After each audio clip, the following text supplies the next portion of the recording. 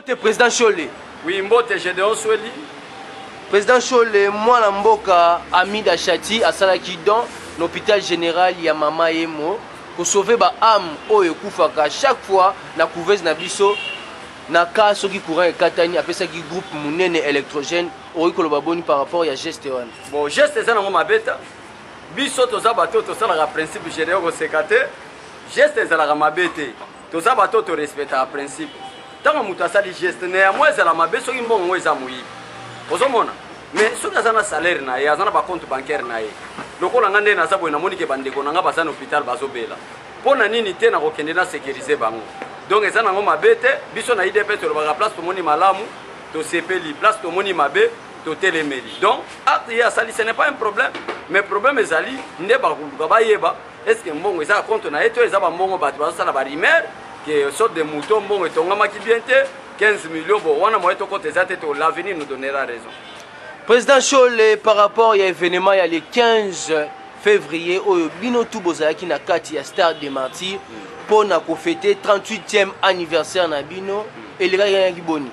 Anniversaire l'équipe Toko, anniversaire l'équipe Malamu, bolandi discours, il y a Jamar Kabound, bomoni stade ndenge tondi samaki Gédéon, sans commentaire, stade au pot tondi sango même fridolé en bongo. Tango salaki messe na herbe créé cardinal, stade tonda kate. Et si ce n'était pas la présence d'un parti politique au nom de l'IDPS, Alinga Beta vraiment Pierre Casta de Lingé Tondate. Mais à cause de l'IDPS, je crois que nous avons plus de 80 000 personnes basées dans le stade Batondi. Aux Hollanda. Donc, pour le peuple congolais, Batondi, on a gagné la vérité des îles. Pour faire la vérité des îles, il y a solo, même dans le stade Batonda. Batondi, on a gagné que en 2023, on a le président. Tu peux faire des conditions. Tondi c'est la biso stade de martyrs, ndenge IDPS a tondi ici. Parce que IDPS a qu'un stade de martyrs sans lier. Biso to beta katolo na baliete, biso to beta katolo parce que toza seul parti politique ezali majoritaire. Nde yango nzomona Gédéon bato bazala ki ebele. Mais na ko expliquer peuple congolais boy. Na kati ya IDPS to kenda ko fo, na kati ya stade de martyrs, IDPS est botami le 15 février 1982 au 15 février 2020, l'IDPS a totalisé 37 ans de 8 plus une année au pouvoir. Et c'est le cas à 38 ans. Alors, tu as dit que tu as 37 ans, il y a opposition, na une année, il y a pouvoir, il y a président Félix Tshisekedi qui a gagné l'élection. Na 37 ans, tu as dit. Mais na une année, il y a pouvoir Félix Tshisekedi qui a fait l'évaluation. L'évaluation, tu as sali, na 4 stades de martyrs, tu as fait proposition à IDPS, na niveau de justice. Tu as fait la justice à poursuivre, batu nyonso bakomona bango ekotangama. Na vol ya programme ya 100 jours à président Félix Tshisekedi. Parce que na 100 jours ya programme Félix Tshisekedi, ba saut de moto eza na kati. Ba construction de routes eza na kati.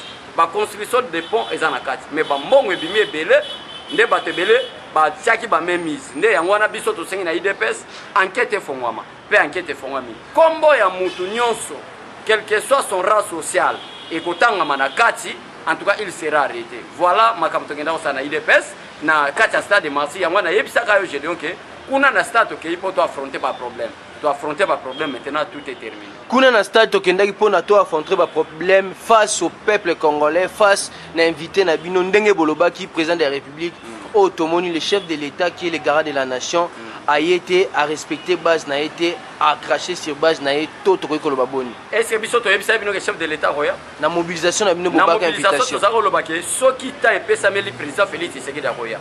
To lobaki te que c'est une obligation que boya roya.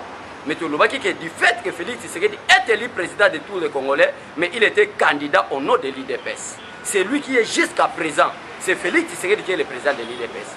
À cause du respect des principes, le poste du président de la République est incompatible à d'autres postes. Nde wana tika ki intérim na Jean-Marc Kabunda Kabunda. Le corps président à l'IDPS et président de la République. De l'obaki que ce qui a 8 ans pour y. Mais tout le monde qui est au comité 17 le président Aza Obengata Azoyate. Nde ba ko informer biso balobi que non, ayambi ba corps diplomatique l'envoyé des États-Unis d'Amérique au ba ko pesa ndingisa na Joseph Kabila pour abimamboka. Nde président kwa ko tika ta sala makamamboka. Aya pona makamba IDPS nde atikaki. Mais ce n'est pas un problème. Message est déjà véhiculé dans le peuple congolais na makambo ekosalema pona mikolo ezoya. Papa Tito aibi yoyo ya bana aibi mbongo ya saut mouton oyo peuple congolais azali ko senga justice et sala musala nango tisiko eloko te. Bon justice et sala musala c'est à peine le samedi que l'IDPS a signé un appareil judiciaire, pas font la banquette. Les lois lundi, j'ai donné la réponse au audit de ces fonds, il y a un moussala mouton, il y a un basso de mouton. Basso de mouton, on a landeli, il y a qui vole les alliés. Maintenant, c'est lundi ici, appareil judiciaire, ils font la dossier. Moutounion, ça vous a la cité Gédéon, ça c'est l'état des droits de Mélanga. Toute personne qui vous a la cité, na mafia, il y a vol, il y a saut de moutons, il sera arrêté. Par rapport à la déclaration, il y a moi Mboka, Jean-Marc Kabundu, Lobiete, Tokotika pouvoir oyote, Tokotika jusqu'à l'arrivée de Jésus-Christ, oyo et faire naître un débat ébélé dans la classe politique Nabiso, aussi longtemps que accord Toyebi à 5 ans, Ezali à Nairobi, au Kokorabon. Te, bato balobaki accord à Nairobi à Ezali, Luka Mutumora INC, aya tosala de nani débat contradictoire. Et ça a corté Félix Tshisekedi a signé na Vital Kamerhe balobaki 5 à 5 ans. Ce qui est vrai na kati accord à Nairobi, ce qui est vrai Gédéon, na accord à Nairobi lobaki boy. Le Félix Tshisekedi a retiré sa signature na Genève pour être candidat de l'IDPS. C'est la raison pour laquelle Tokendaki na congrès. Na congrès to pesi Félix Tshisekedi mission. La mission que l'IDPS avait confiée au président Félix Tshisekedi d'abord était être candidat de l'IDPS. Une mission de personne est congrès. Mais elle toquait à Genève, va diaboliser à Genève parce que l'Union européenne voulait chasser Kabila mais remplacer Kabila par un autre Kabila. Selon l'Union européenne, un autre Kabila était Martin Fayulu. Un mafieux, un escroc politique. C'était Martin Fayulu. Alors comment faire chasser Félix Tshisekedi dans la scène politique? Ndena yangwana Gédéon Monaki, Bazouaki, Martin Fayulu qui est un mafieux. Il y a des naissances, qui ont été candidat commun. Peuple congolais, non, même la figure de Martin Fayulu ne correspond pas ou ne donne pas lieu à être un chef de l'État congolais.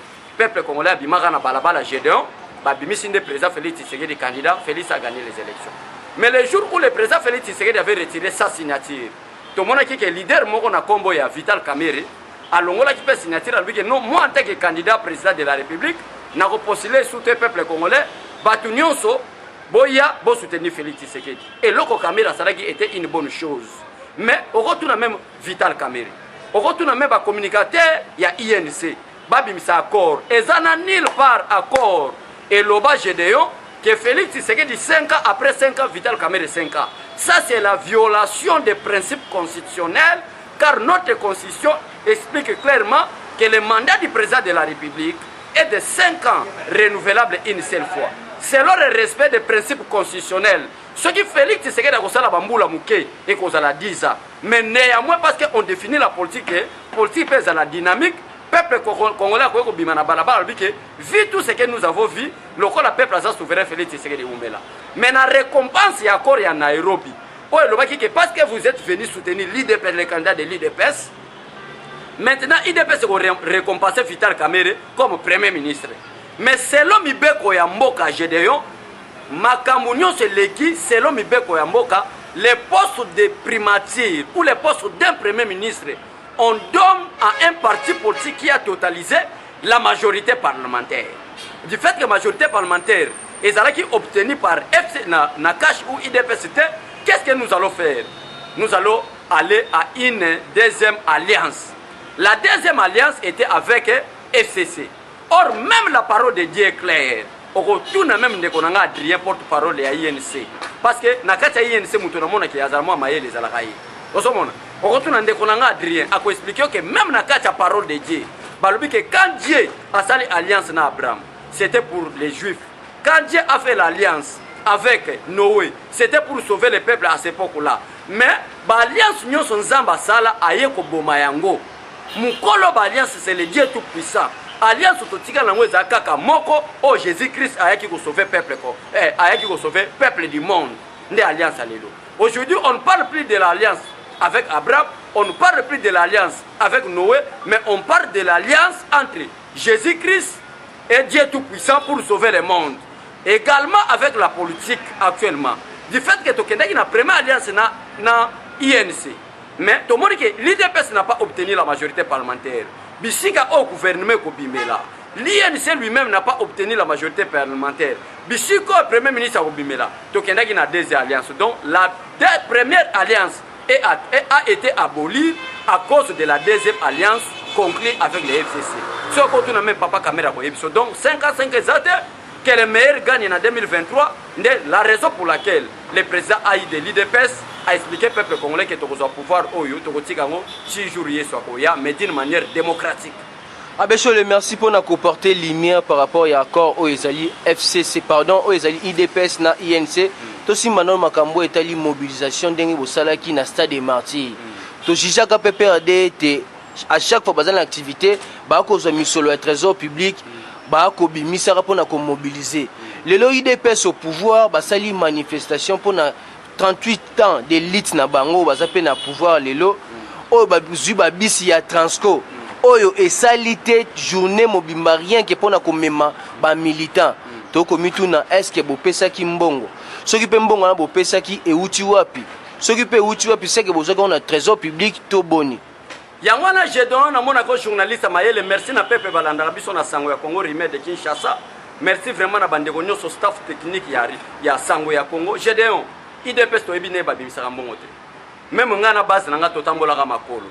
À cause ya mutu moko partenaire moko papa Nick Mukamba na Lubumbashi. Nda lwaki abeshole na peso mbongo yango yo joie et esprit de vie. Mais mbongo ya l'état selon la vie de l'IDPS. Je donne à ce jour tokoyoka que même le ministre de l'IDPS a vu qu'est-ce qu'il y a l'état fongoli pour na kotia misolo na parti pour l'IDPS to bengane la parti. L'IDPS est en train de lutter pour sauver la nation congolaise. L'IDPS est en train de lutter pour sauver le peuple congolais. Longtemps la tête a été courbée ndenge hymne national na biso elobi. Longtemps courbé, la tête longtemps baissée, la tête longtemps courbée. IDPS a époité à Fongola, mentalité ya peuple congolais. Mon webima kité. Problème ezali Gédéon, yondo ko yebisa peuple congolais que bato baganga vérité des îles. Yondo ko expliquer peuple congolais bato baloba mingi ke Félix Tshisekedi. Oyebi même bata FCC, baloba ke Félix Tshisekedi azalaki 3e. Oyebi même Martin Fayoulou, aloba que c'est lui qui était gagnant aux élections. Mais ezan des principes moi ko expliquer peuple congolais que oyazana posa ko réclamer vérité des îles. Stade des martyrs za musikate. Ezana commune à Kinshasa. Tondi ça stade des martyrs. Ils ont prouvé qu'il y a solo Félix Tshisekedi déjà leader. Ils ont prouvé qu'il y a solo Mbongo Ebima Kité. Mon frère Gédéon, to sali mobilisation boza ba témoin na ba maluku. Na bansele partout dans le monde. To sali mobilisation obiso to sali ndé ya ngwele sali que peuple ba tondi ça stade des martyrs. Zala calme, il n'y a rien. Ezande ke ba pere bazo banga Mbongo Ebima Kité. Tuna mutu nyonso. Biso na ite peto ebite ne ba bimisa Mbongo. Mais toute personne a travaillé à Kabila sans citer le nom. Si on a mutu no ke ezana politicien mo a travaillé à Kabila ba yebi neni ba bimisa Mbongo pour na retourner sa stade. Mais biso to bimisa Mbongo te. Biso to même peuple congolais na éveil. Biso to même peuple congolais na conscientisation. Biso to même peuple congolais na changement de mentalité. Peuple congolais a comprendre qu'il n'y a qu'un seul parti politique l'IDPS qui est en train de lutter pour l'intérêt l'intérêt du peuple congolais. Né yangwana moni stade de Tondaki sans bongo, sans transport, sans problème. Et zotal ça sur que na 2023 ça sera pratiquement impossible pour que Batouba gagne l'élection face à IDPS. Abeshe le tokomi na suka ya interview na biso question ya suka poto kabwananga na yo 2020 année action ni déjà chef de l'état à Sali Banda Tobandi 2020. 2020 année des actions, peuple congolais a se posé. Baction ni bandi déjà, nous avons réussi à changer l'appareil judiciaire. Là où il y avait des escrocs dans le domaine de la justice pour que la justice ne soit pas équitable, Félix Tshisekedi a changé ma carte. Deuxième grande action, nous avons commencé à déshabiller Kabila à GLM. C'est toujours en 2020. Place au Batubazalaki Koloba, et Félix Tshisekedi a nommé par Kabila, Baction et Bandi. Le tout puissant Kalev Moutombe a une interdiction de sortie. Makambo Bandi, Baction et Bandi. Jusqu'à ce que, jusqu'à la nouvelle ordre. Marie-Claire, Obabenga Ngoïka Sandi. O ake obimisa passeport na niveau abiti ngobila kolobake azali comme Marie-Claire ba déshabiller boyema donc pona kolobake FCC batika de lilingi ya pamba parce que bakso a Félix Tshisekedi et so troublé batu jendeo ba na bakso e bandi et lelo na so bisayo enquête fongwami déjà na appareil judiciaire pona kolandela mbongo nyose bimaki na baso de mouton bato nyose bayibaki donc en est réellement une des actions et bandi déjà Gédéon on habite peuple congolais kolobani Depuis Félix Tshisekedi est le président de la République, Congo est eu déjà changement. On ne parle plus de la décrispation politique. On ne parle plus des arrestations arbitraires. On ne parle plus de la dictature. La démocratie est là. À cause, il y a élite, il y a IDPS. Donc, action et bandit, j'ai dit, et maintenant, dernière action, au Bissot Tososara Mikolo va se mener ici là. Et ça pour arrêter toute personne qui sera citée na Magui ou l'équipe na programme il y a 100 jours, il y a mon conseil à Félix Tshisekedi. Mot de la fin, on a peuple congolais sur Basolanda. Peuple congolais, à ce moment ici, maintenant, il n'y a que Félix Tshisekedi. Jusqu'en 2023, il n'y a que Félix Tshisekedi. Nzambe a pimisa rabatumi balete dans le même moment. Pour le moment, Nzambe a pimisa Félix Tshisekedi. Pour être tout le monde, le peuple congolais n'a qu'à chaboum. Yangwana to yebi sabino. Tous derrière Félix Tshisekedi. Merci na bande réunion sur soutenir Kabiso. Pour être toto di stade de martyr. Merci na peuple congolais. O alanda ki modo de auto pesa posta de tonda. Merci na mutu nyonso oye a participer à na stade de martyr. Qui vivra verra. L'IDPS au pouvoir aujourd'hui, demain et éternellement. Jusqu'à ce que lui soit au Kende Lola. Bato ba Kende li faire aussi à la Satan parce que la parole de Dieu est claire. Satan aussi à un moment donné na mabele pendant 1000 ans. Wana biso toza na millénium na Lola na Jésus-Christ. Tokoti Lola. Mais bato ba kotika la so ezaba vient na biso Fayulu. So ezala ba Jean-Pierre Bemba. So ezala ba Joseph Kabila. So ezaba na biso pa INC toyebite. Tant ba kotika la batiko gérer Congo. Mais tant que Jésus ne revient pas, c'est toujours l'IDPS qui seront au pouvoir. Que Dieu bénisse le peuple congolais, que Dieu bénisse tout le monde. Nous sommes derrière le président de la République jusqu'au changement de la mentalité. Pose à la calme, il n'y a rien, il n'y a que l'homme qui a peur. Merci beaucoup, Botikala Malam. Eshima, votre magazine qui bat au rythme de l'actualité. Une réponse à vos besoins en information, un éclairage dans divers domaines. Impartial, documenté, instructif. Eshima au cœur de l'info. Retrouvez la nouvelle édition. Exclusivité, Sakumbi Molendo, le réformiste qui vient stopper l'hémorragie, suspension des fonctionnaires peu intègre, numérisation des titres fonciers et climat de confiance avec les collaborateurs, le nouveau gestionnaire des terres congolaises fixe les nouvelles règles de jeu. Focus, Lambert Mindi, Omalanga, le souverainisme comme un dogme. Redressement délaissé, Tomaluaka Losenjola, l'homme de la situation. Dossier Eshima, fini les vacances, vive les rentrées. De la politique au judiciaire, en passant par les scolaires, les derniers trimestres de l'année 2019 en RDC est décoiffant. Économie, BCC, un cadre des rétrocommissions et détournements à passer au peine fin. Découverte, Claude Ibalanki et Colomba, les coordonnateurs du MNS au centre de l'action de Félix Tshisekedi dans le Grand Lac. Les dialogues et pourparlers en RDC qu'en tire le peuple. Tubaou, la clé de la mythologie kassaïenne. Retrouvez l'intégralité du magazine Eshima dans les kiosques. Eshima Magazine, un nouveau standard d'information.